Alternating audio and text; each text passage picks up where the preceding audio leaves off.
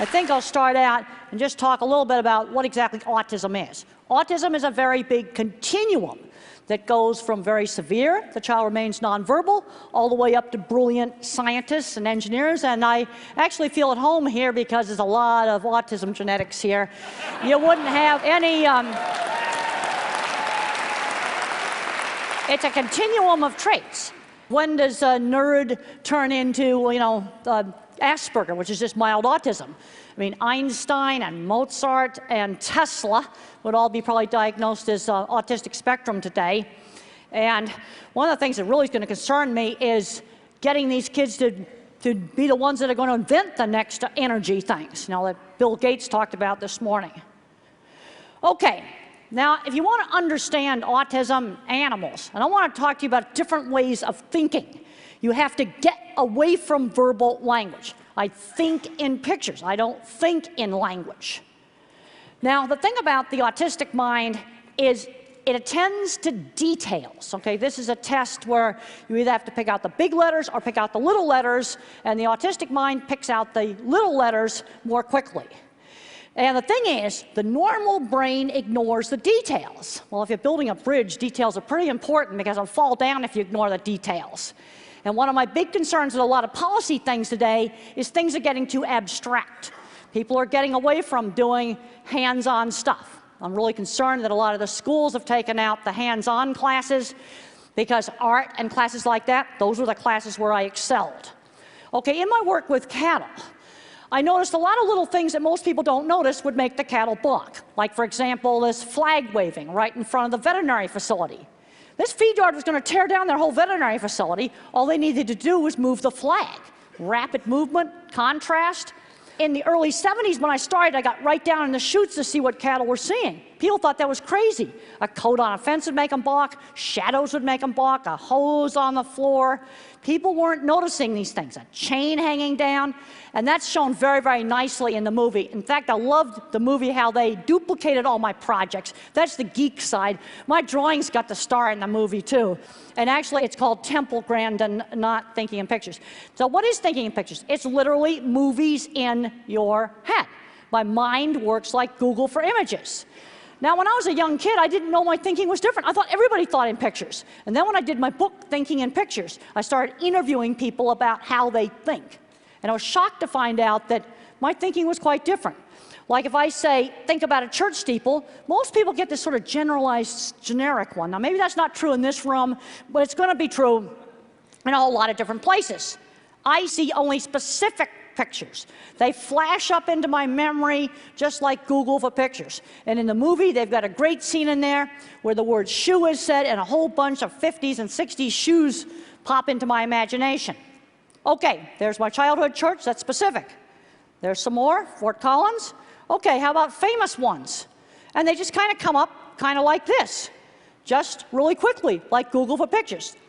And they come up one at a time, and then I can think, well, okay, well, maybe we can have it snow, or we can have a thunderstorm. I can hold it there and turn them into videos. Now, visual thinking was a tremendous asset in my work designing cattle handling facilities. And I've worked really hard on improving how cattle are treated at the slaughter plant. I'm not going to go into any gucky slaughter slides. I've got that stuff up on YouTube if you want to look at it. But one of the things that I was able to do in my design work is I could actually test run a piece of equipment in my mind, just like a virtual reality computer system. And this is an aerial view of a recreation of one of my projects that was used in the movie. That was like just so super cool. And there were a lot of kind of Asperger types and autism types working out there on the movie set, too. But one of the things that really worries me is where's the younger version of those kids going today? They're not ending up in Silicon Valley where they belong. Now, one of the things I learned very early on, because I wasn't that social, is I had to sell my work and not myself. And the way I sold livestock jobs is I showed off my drawings, I showed off pictures of things. Another thing that helped me as a little kid is, boy, in the 50s you were taught manners. You were taught you can't pull the merchandise off the shelves in the store and throw it around. Now, when kids get to be in 3rd or 4th grade, you might see that this kid's going to be a visual thinker. drawing in perspective. Now, I want to emphasize that not every autistic kid's going to be a visual thinker. Now, I had this brain scan done several years ago, and I used to joke around about having a gigantic internet trunk line going deep into my visual cortex. This is tensor imaging, and my great big internet trunk line is twice as big as the controls. The red lines there are me, and the blue lines are the sex and age-matched control. And there I got a gigantic one, and the control over there, the blue one, has got a really small one. And some of the research now is showing that people on the spectrum actually think with primary visual cortex. Now, the thing is, the visual thinker is just one kind of mind. You see, the autistic mind tends to be a specialist mind, good at one thing, bad at something else. And where I was bad was algebra. And I was never allowed to take geometry or trig. Gigantic mistake. I'm finding a lot of kids that need to skip algebra, go right to geometry and trig. Now, another kind of mind is the pattern thinker, more abstract. These are your engineers, your computer programmers. Now, this is pattern thinking. That praying mantis is made from a single sheet of paper. No Scotch tape, no cuts, and there in the background is the pattern for folding it. Here are the types of thinking. Photorealistic visual thinkers like me. Pattern thinkers, music and math minds. Some of these oftentimes have problems with reading. You also will see these kind of problems with kids that are dyslexic. You'll see these different kinds of minds. And then there's a verbal mind. They know every fact about everything. Now, another thing is the sensory issues. I was really concerned about having to wear this gadget on my face. And I came in half an hour beforehand so I could have it put on and kind of get used to it. And they got it bent so it's not hitting my chin. But sensory is an issue. Some kids are bothered by fluorescent lights. Others have problems with sound sensitivity. You know, it's going to be variable.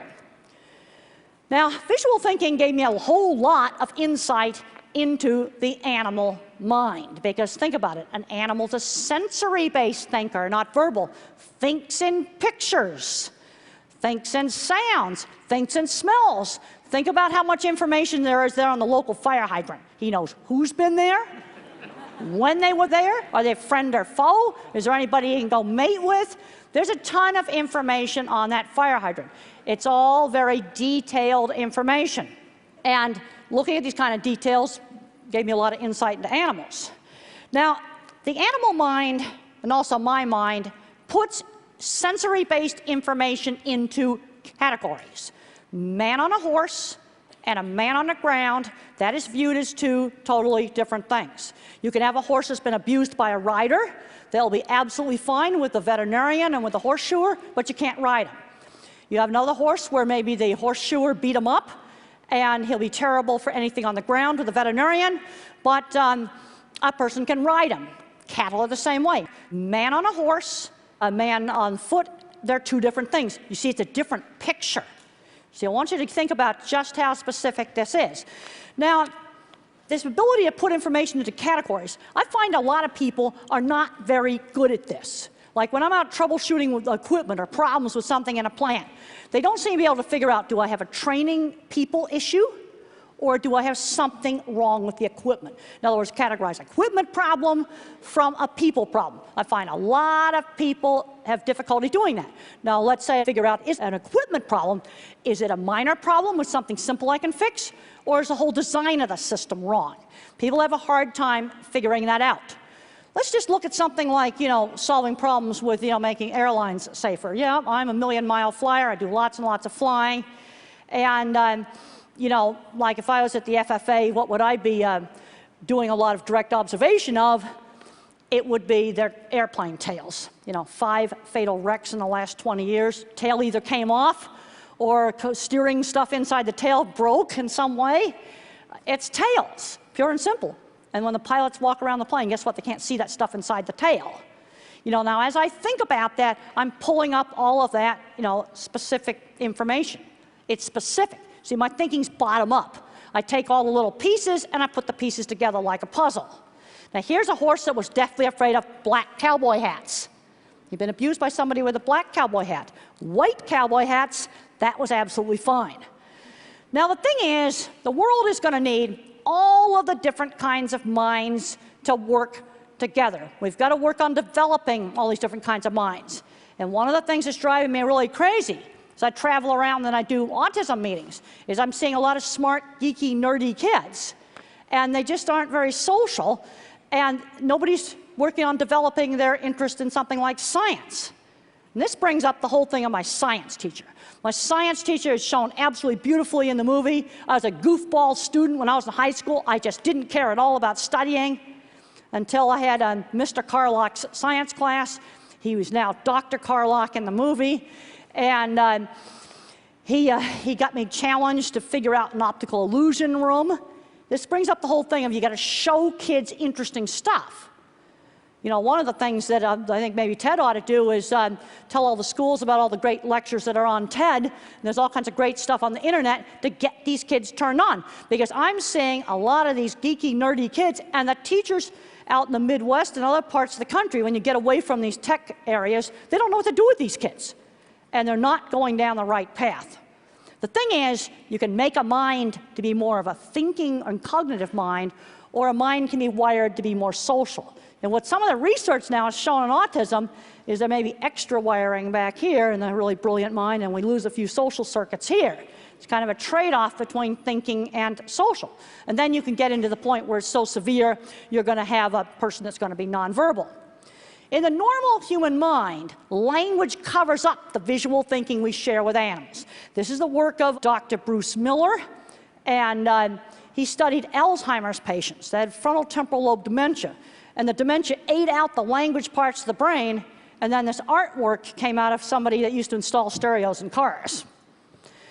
Now, Van Gogh doesn't know anything about physics, but I think it's very interesting that there was some work done to show that this eddy pattern in this painting followed a statistical model of turbulence. This brings up the whole interesting idea of maybe some of this mathematical patterns is in our own head. And the Wolfram stuff, I was taking notes and I was writing down all the search words I could use, because I think that's going to go on in my autism lectures. We've got to show these kids interesting stuff. And they've taken out the auto shop class and the drafting class and the art class. I mean, art was my best subject in school. We've got to think about all these different kinds of minds, and we've got to absolutely work with these kind of minds, because we absolutely are going to need these kind of people in the future. And let's talk about jobs. Okay, my science teacher got me studying because I was a goofball that didn't want to study. But you know what? I was getting work experience. I'm seeing too many of these smart kids that haven't learned basic things, like how to be on time. I was taught that when I was 8 years old. You know, how to have table manners at Granny's Sunday party. I was taught that when I was very, very young. And when I was 13, I had a job at a dressmaker's shop selling clothes. I did internships in college. I was building things, and I also had to learn how to do assignments. You know, all I wanted to do was draw pictures of horses when I was little. Mother said, well, let's do a picture of something else. They've got to learn how to do something else. Let's say the kid's fixated on Legos. Let's get them working on building different things. The thing about the autistic mind is it tends to be fixated. Like if the kid loves race cars, let's use race cars for math. Let's figure out how long it takes a race car to go a certain distance. In other words, use that fixation in order to motivate that kid. That's one of the things we need to do. And really get fed up when the teachers, especially when you get away from this part of the country, they don't know what to do with these smart kids. It just drives me crazy. What can visual thinkers do when they grow up? They can do graphic design, all kinds of stuff with computers, photography, industrial design. The pattern thinkers, they're the ones that are going to be your mathematicians, your software engineers, your computer programmers, all of those kinds of jobs. And then you've got the word minds. They make great journalists. And they also make really, really good stage actors. Because the thing about being autistic is I had to learn social skills like being in a play. You just have to learn it. And we need to be working with these students. And this brings up mentors. You know, my science teacher was not an accredited teacher. He was a NASA space scientist. Now, some states now are getting it to where if you have a degree in biology or a degree in chemistry, you can come into the school and teach, biology or chemistry. We need to be doing that. Because what I'm observing is the good teachers for a lot of these kids are out in the community colleges. But we need to be getting some of these good teachers into the high schools. Another thing that can be very, very, very successful is there's a lot of people that may have retired from, working in the software industry. And they can teach a kid. And it doesn't matter if what they teach them is old. Because what you're doing is you're lighting the spark. You're getting that kid turned on. And you get them turned on, then you'll learn all the new stuff. Mentors are just essential. I cannot emphasize enough what my science teacher did for me. And we've got to mentor them, hire them. And if you bring them in for internships in your companies, the thing about the autism, Asperger kind of mind, you got to give them a specific task. Don't just say design new software. You got to tell them something a lot more specific. Well, we're designing software for a phone, and it has to do some specific thing, and it can only use so much memory. That's the kind of specificity you need. Well, that's the end of my talk, and I just want to thank everybody for coming. It was great to be here.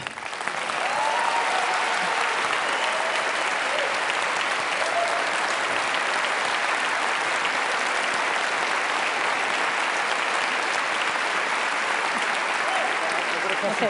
Oh, you have a question for me? Yeah, okay. Yeah. Thank you. Thank you so much for that.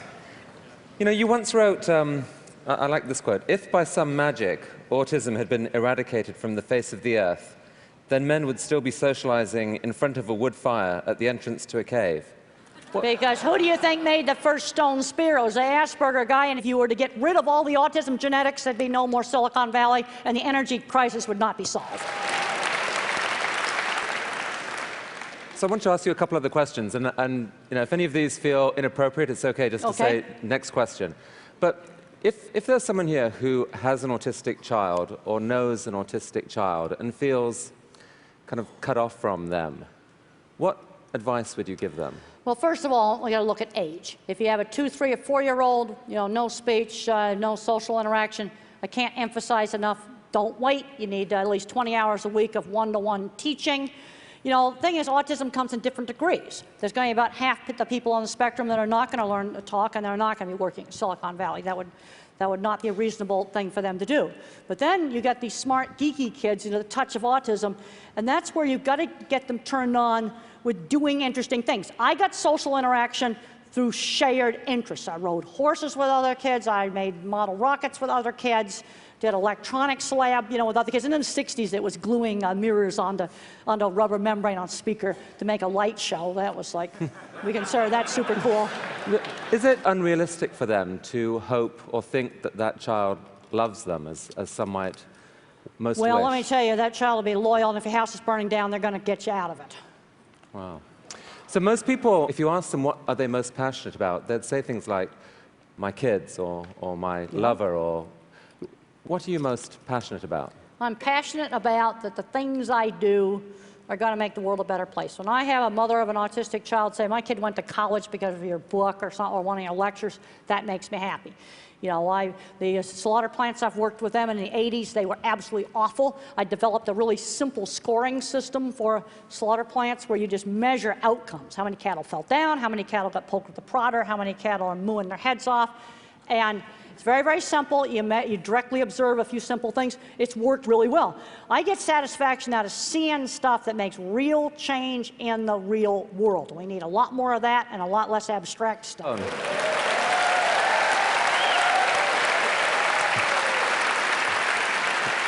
When we were talking on the phone, one of the things you said that really astonished me was, you said one thing you were passionate about was server farms. Tell me about that. Well, the reason why I got really excited and I read about that, it contains knowledge. It's libraries. And to me, knowledge is something that is extremely valuable. So maybe over 10 years ago now, our library got flooded, and this is before the internet got really big, and I was really upset about all the books being wrecked because it was knowledge being destroyed. And server farms or data centers are great libraries of knowledge. Temple, can I just say it's an absolute delight to have you at TED. Well, thank you so much. Thank you.